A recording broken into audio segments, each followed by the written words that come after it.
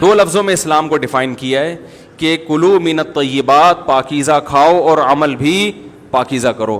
تو جو اصل بات میں یہ محرم ہی کے حوالے سے یہ آیت کا میں نے انتخاب کیا تھا کہ جب آپ پاکیزہ کام کریں گے اور پاکیزہ کھائیں گے تو اس سے آپ لوگوں کو اچھے لگیں گے اور لوگوں کا دل چاہے گا کہ آپ جیسے بن جائیں. سمجھ میں آ رہی بات؟ ایک مثال دیتا ہوں. دیکھو کوئی بھنگی ہو جو بیچارہ ہر وقت گندگی میں رہتا ہو, اسے آپ سمجھائیں کہ یار اچھی زندگی گزارو, صاف ستھرے ہو جاؤ. آپ نے کسی دن اس کو نہلا دیا, بہترین کپڑے ڈیٹول سے نہلایا, سروس کروائی, کیونکہ ظاہر ہے وہ اتنے دنوں سے ایک کام کر رہا ہے تو وہ سروس کے بغیر دھلے گا نہیں. سروس کروائی آپ نے اس کی, خوب نہلا دھلا کے اس پہ اسپرے چھڑک دیا آپ نے, اور 3 دن تک کنٹینیو یہی کام کیا, تو آپ مجھے بتاؤ اس کو برا فیل ہوگا یا اچھا فیل ہوگا؟ کہے گا یار بڑا مزہ آیا. اس کے دل میں اپنے کام سے نفرت پیدا ہونا شروع ہو جائے گی. تو اچھی چیز میں, اچھی طہارت میں, پاکی میں اللہ نے اٹریکشن رکھی ہے. جیسے صاف ستھرا آدمی اچھا لگتا ہے یا گندا اچھا لگتا ہے؟ صاف ستھرا اچھا لگتا ہے. تو صاف ستھرے اعمال والا بھی انسان کو اچھا لگتا ہے. تو اللہ تعالیٰ نے اسلام کو جو ڈیفائن کیا 2 لفظوں میں, اچھا کھاؤ اور عمل اچھا کرو. کیا مطلب؟ ایسا کام کرو کہ غیر مسلم تمہاری طرف مائل ہوں کہ یار یہ بڑے اچھے ہیں. تو کوئی ایسی رسم اسلام میں جس کو دیکھ کر وحشت ہوتی ہو, اس کا مطلب ہے وہ اسلام, بولو بھائی, نہیں ہے. کوئی بھی آپ ایسا عمل کر رہے ہیں, لیبل اسلام کا لگا رہے ہیں, مگر اسے دیکھ کر غیر مسلم کو گھنٹوں گھنٹوں سمجھانا پڑتا ہے یہ کیوں ہو رہا ہے, اس کا مطلب ہے کہ یہ اسلام, بولو نا بھائی, نہیں ہے. تو آپ مجھے بتاؤ محرم میں جو کچھ ہو رہا ہے, کیا یہ غیر مسلم کو اسلام کی طرف مائل کرے گا؟ یہ عمل ہے بھائی. یعنی کوئی غیر مسلم اسے دیکھ کے مسلمان ہوگا کہ یار ماشاءاللہ بڑا زبردست اسلام ہے. افسوس ہمیں اس پر ہے کہ دیکھو جن کا مسلک ہے, جن کا فقہ ہے, وہ جو کچھ کر رہے ہیں انہیں کرنے دو. اپنے بارے میں یہ فیصلہ کرو کہ ہم سنی ہیں یا شیعہ ہیں. فرقے شروع سے چلے آ رہے ہیں نا, شیعہ اور سنی, ختم کرنا تو ممکن نہیں ہے. تو حضرت عیسیٰ علیہ السلام جب نازل ہوں گے تو تلوار کی زور سے تمام فرقوں کو ختم کر دیں گے. تو جو کام عیسیٰ علیہ السلام کا ہے وہ خود کرنے کی کوشش نہ کرو, جو حضرت مہدی کا کام ہے وہ خود کرنے کی کوشش نہ کرو. ہم کسی فرقے کو ختم نہیں کر سکتے, لیکن ہم اپنے آپ کو ڈیفائن کر سکتے ہیں. ہم یہ بتا سکتے ہیں کہ ہماری رائے میں صحیح کیا ہے. تو میرے بھائی, نبی صلی اللہ علیہ وسلم نے فرمایا 73 فرقوں میں سے ایک جنتی ہے. تو یا تو ادھر چلے جاؤ, یا بولتے کیوں نہیں, ابھی نہیں بول رہے تو پھر عمل کیسے کرو گے, یا تو پورے ادھر چلے جاؤ یا پورے ادھر آ جاؤ.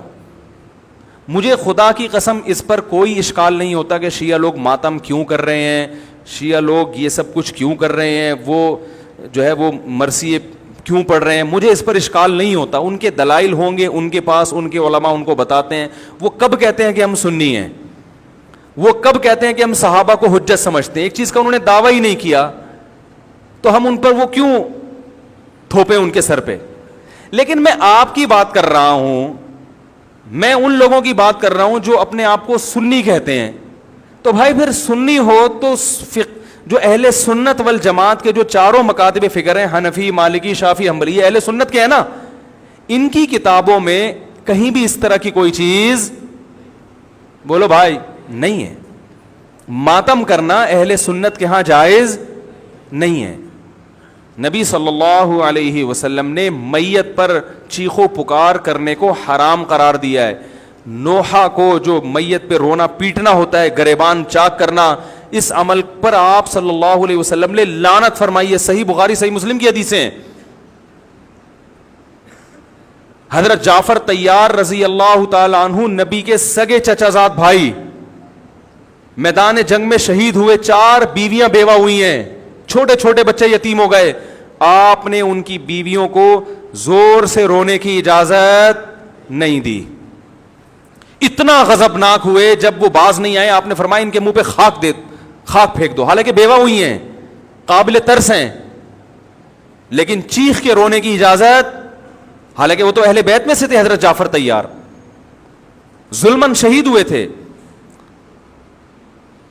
ہماری نظر میں حضرت حسین رضی اللہ تعالی عنہ کا قتل کربلا میں یہ تاریخ کا بدترین ظلم, اس لیے بدترین ظلم کہ آپ غیر مسلموں کے ہاتھوں شہید نہیں ہوئے, بلکہ ان لوگوں کے ہاتھوں شہید ہوئے جو اپنے آپ کو مسلمان کہتے تھے, اور مسلمانوں کی قیادت اس وقت ان کے ہاتھ میں تھی, حکومت ان کے ہاتھ میں تھی. لیکن اس ظلم پہ اہل سنت والجماعت کے ہاں, جو سنی ہیں, ان کے چاروں مکاتب فکر کے ہاں نہ رونے پیٹنے کی اجازت, نہ نوحہ کرنے کی اجازت, اور نہ میرے بھائی ماتم کرنے کی اجازت. میرے بھائی آپ لوگ اللہ کا واسطہ محرم میں مرثیے نہ لگائیں. ہر گاڑی میں کوئی نوحہ چل رہا ہے, کوئی شیعہ ہے تو ٹھیک ہے وہ کرے, سنیوں پہ یہ کام زیب نہیں دیتا, کیونکہ یہ منافقت ہے. پتہ ہی نہیں چل رہا آپ ادھر ہو یا آپ ادھر ہو, آپ کا مسلک کہیں نہیں پتہ چل رہا. ہمیں ایک مسلک کو فالو کرو. ہمارے ہاں محرم منحوس مہینہ نہیں ہے, ہمارے ہاں محترم مہینہ ہے, مبارک مہینہ ہے. امہات المومنین میں سے بعض کی اس مہینے میں شادی ہوئی ہے. ہم شہادت کو نحوست نہیں سمجھتے. 10 محرم پہلے سے مبارک تھا, حضرت حسین کی شہادت کی وجہ سے اور مبارک بن گیا, منحوس نہیں بنا. شہادت مبارک عمل ہے, منحوس نہیں ہے. ہم اس مہینے میں کالے کپڑے نہیں پہنیں گے, ہم اس مہینے میں خوشیاں منانے کو جائز سمجھتے ہیں. لوگ کہتے ہیں ان کو حسین سے محبت نہیں ہے. محبت کا جو طریقہ حسین نے بتایا اس طریقے پہ عمل کرنا حسین سے محبت ہے. جو طریقہ حسین سے ثابت نہیں ہے اس طریقے پہ محرم کو منانا یہ محبت کا طریقہ ہماری رائے میں نہیں ہے. سمجھ میں آ رہی ہے بات کہ نہیں آ رہی ہے؟ اور ایک میں وضاحت کر کے بیان کو ختم کروں. بھائی یہ کوشش کریں گے نا, اس کی محرم نہ منحوس مہینہ ہے, نہ اس میں بلائیں نازل ہوتی ہیں, اس میں خوشیاں منانا بھی جائز ہے, اس میں نکاح کرنا شادی کرنا بھی درست ہے. یہ جو مشہور ہے محرم کی شادی ناکام ہوتی ہے 100% غلط ہے. جو شیعہ حضرات ہیں وہ بچیں اس سے. ہمارے ہاں یہ بالکل اس کی اجازت ہے, آپ محرم میں نکاح بھی کریں, محرم میں آپ اپنے بچوں کا عقیقہ بھی کریں, آپ اس جو ہے جو بھی خوشیاں ہیں آپ اس کی کریں, تاکہ اسلام کا جو رخ ہے نا, اسلام میں کوئی مہینہ منحوس نہیں ہے, تاکہ غیر مسلموں کے سامنے کم از کم ہماری طرف سے جو اسلام پیش ہو وہ یہ والا ہو, ان کی طرف سے وہ والا ہو. غیر مسلم کے پاس آپشن ہو کہ بھائی دیکھ لو ان میں جو اچھا لگتا ہے وہ والا اسلام آپ فالو کر لو, لیکن آپ بھی ویسے ہی بن گئے تو پھر اسلام کا ایک رخ جائے گا ان کے سامنے. سمجھ رہے کہ نہیں سمجھ رہے؟ تو اس لیے یہ گھروں میں مرثیے نہ لگایا کریں. میتوں پہ نوحہ کرنا, غم منانا ہماری شریعت میں پسندیدہ. 3 دن تک تعزیت ہے بس, اس کے بعد نہیں. اور عورت کے لیے شوہر کے مرنے پر 4 مہینے 10 دن عدت ہے.